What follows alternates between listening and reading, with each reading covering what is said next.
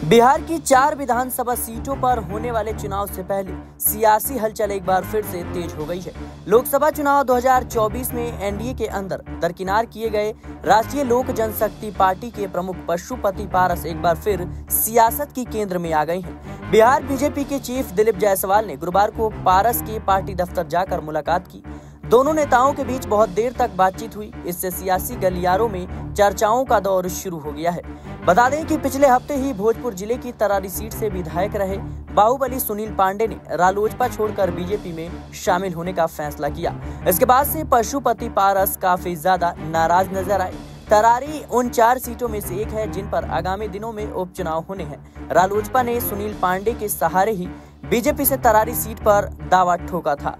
जानकारी के मुताबिक बीजेपी प्रदेश अध्यक्ष एवं नीतीश कुमार सरकार में मंत्री दिलीप जायसवाल ने रालोजपा के राष्ट्रीय अध्यक्ष एवं पूर्व केंद्रीय मंत्री पशुपति पारस से मुलाकात की। यह मीटिंग रालोजपा के पटना स्थित प्रदेश कार्यालय में हुई।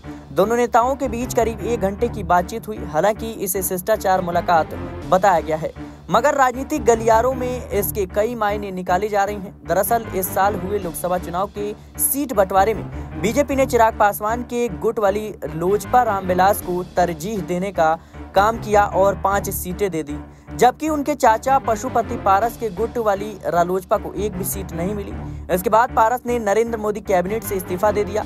उसके बाद से पशुपति पारस के एनडीए छोड़ने के भी कयास लगाए जाने लगे। हालांकि बाद में उन्होंने प्रधानमंत्री नरेंद्र मोदी को समर्थन देने का ऐलान कर दिया।